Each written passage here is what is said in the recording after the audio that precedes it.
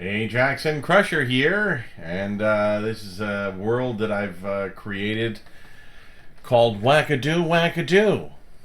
It has nothing to do with anything about the world. Started off with just basically in the middle of nowhere here, and it's turned into another one of those big projects. Lots of protective space. As you can see, eventually I was able to clear quite a bit of the area here and carve into that hill enough to make the compound nice and rectangular. We've got a horse, although no saddle yet at this point. There's the horse right there. How did you get the horse back here? You know, it was kind of, I just corralled him. I just kind of pushed him, nudged him, that kind of thing. And then I was able to build a little. And the nice thing is when you're in the house or in most of the other area, you don't hear this clucking. We've got a nice big protected space here underground with a lip around the outside except for the ladder for the chickens, which basically they haven't been ever harvested yet because they've been just getting to the point where now we've got enough of them we want to get busy putting them into food supply. As you can see, lots of eggs are accumulating though. The house started very simply, and then later I was able to create window spaces. This level is actually built into the hill a bit, so you can see that on the side of the house, parts of it get, kind of included into the terrain. So that's why we have the windows sort of in a multi-space, and here you've got to go down a step to get into the back door. And this is the sort of very unique feature development that I haven't done in any other world before, and it's basically an observation tower. As opposed to building other layers or levels like we did before where we'd end up with a big tower, I did just build a bedroom level, and at this point there's a mine down there with 2 levels as well. I've actually gotten a number of diamonds out of it. And we also, this was a neat development, was to build the bars because you can actually shoot arrows through there. The snorting and sniffing is courtesy Ajax, as he is now Out of a cold, I think. Headlong into a cold just before heading back to school next week. Oh, great fun. Yeah, nice job.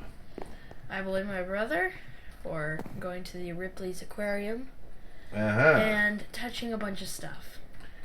Stuff that other kids had germingly touched, apparently. There was a kid. Some would say lovingly, I would say germingly. I'm sorry for that.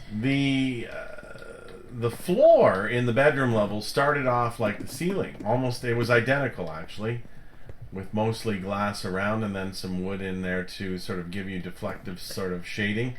But I ended up creating a pretty unique floor in the end because of the the enchantment table here and the bookshelves to set everything up in a way so that nothing was on glass. So when you actually go down and look at it, it's kind of cool, I think, because you can see it's just one square of glass at a time all the way through the ceiling. So that makes the main level actually quite nice because you do get some light through and lots through the sides of the windows and stuff. But anyway, back up to the observation tower just to give everyone a good glimpse of it. You can actually, and it is stairs, so nicely you don't have to hit the jump button all the way up. And then you can see the other outpost over there on the top of the hill. Always like to build it build these kinds of properties like that one in a way that that it's well protected from mobs and stuff. At nighttime, you'll see lots of other features where there's lights lit up, like over here and over here. There's an actual entranceway. This is a natural entranceway into a cave system, and eventually I couldn't find my way out. I ended up just making my way out, so to speak, and then creating the cobble entrance. There we go. Thanks to Ajax, we've done a time set. You can see the natural entrance here and the cobble entrance here. There is a village just over here, and it was a good way for me to start my farm early on. Potatoes, carrots, and wheat. Over in actually over there exactly, but you now see when I go sideways, that's actually just a beacon, if you will, that points the way. Around the corner there is another little built into the opening of a cave. I actually built a little overnight sleep spot. Over here, just because it was so far away, over here we've got a couple of cave entrances as well. So I've been at it a while. Of course, you can see that a lot of this was all trees before. Trees everywhere. The whole thing. The hills were all covered in trees. Basically, I was in the middle of nowhere when I started, as we normally are when you do a world. But it has developed into a significant sort of mature property down in the mine here. I've actually come up with more diamonds than I normally do. So there's the bottom level is basically your bedrock, and the second level here, this is your diamond level, as we always call it, sort of like 8 through 12, with 10 being the magic number. And I have in fact found a number of good diamonds in this mine here. Found any cave systems? Yeah, I may have. I'm not sure. I'm trying to remember if I didn't somewhere around here already find something. But I don't believe so. Not down here. It was funny. I'm normally, of course, you come to expect that. You'll hear water or lava. Do you need a pick or something? No, what this looks like. Oh, never mind. That's what you dig up. What I'm saying here is here's a pick that's enchanted. Oh, thanks. It's not full, but it'll give you something if you want to. It's just an unbreaking, I think. Efficiency.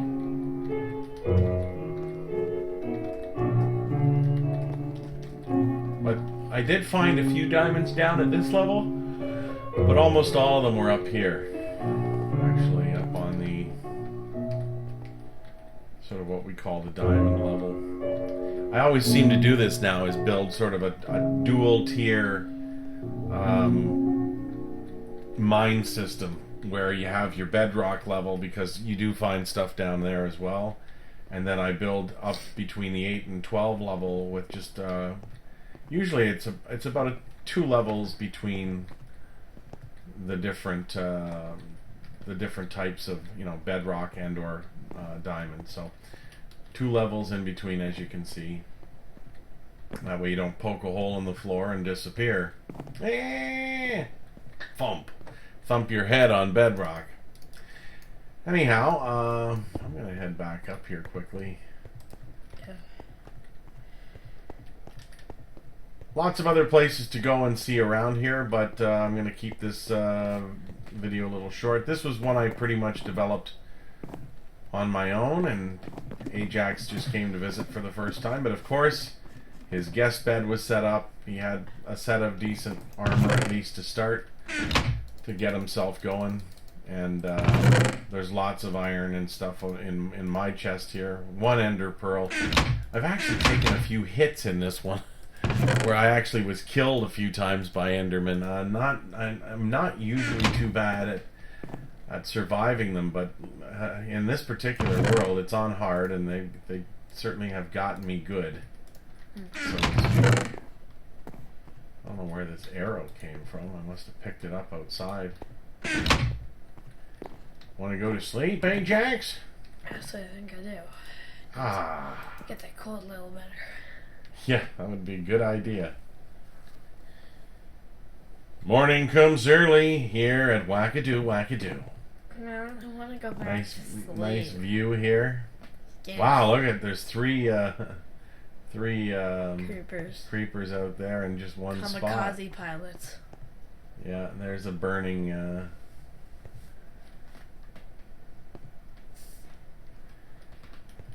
Yeah, so. Anyway, that's a good little sort of first view of Wackadoo Wackadoo, and just, you know, it's something I've done probably about 10 of these worlds where I just start for the sheer enjoyment of the initial setup of a world, where you're kind of like struggling at first. You kind of build your initial protective place.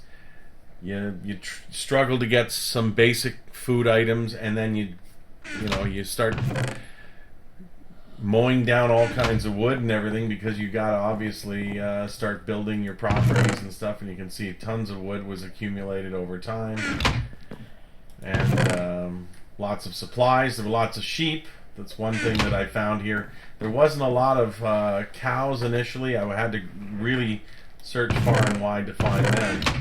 And then I transferred the dirt over here because, quite frankly, there was tons of it. And I just wanted to move it to some place where I wouldn't have to worry about it too much.